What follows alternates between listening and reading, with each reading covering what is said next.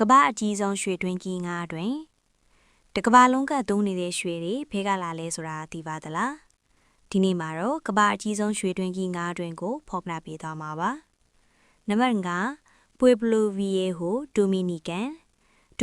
နိုင်ငံက Pueblo Viejo ရွှေတွင်းပါတနစ်ကိုရွှေအောင်စားရွှေသိန်းကျော်ထွက်ရှိပြီး Caribbean ဒေသရဲ့ရတနာတိုက်ကြီးလို့တောင်ခေါ်ကြပါတယ်နံပါတ်4 Morantown Uzbekistanတဲခန္ဓာရလေးကအေယာမမြေချင်းကြီးဥဇဘက်ကစ္စတန်နိုင်ငံကမူရန်တောင်ရွှေတွင်းပါ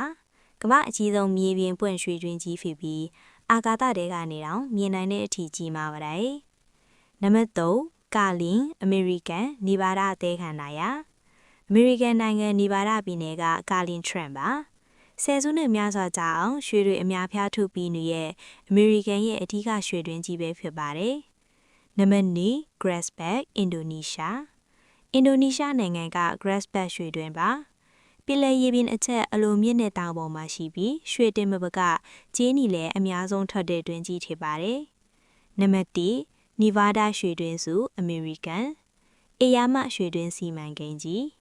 အမေရိကန်က Nevada Gold Mines ပါပဲရွှေတွင်းအများကြီးကိုစုပေါင်းထားတာဖြစ်ပြီးတနည်းကိုရွှေအောင်စ3တန်းကျော်ထွက်ပါတယ်ဒါဟာဒေါ်လာဘီလီယံနဲ့ကြီးတဲ့တန်ဖိုးရှိပါတယ်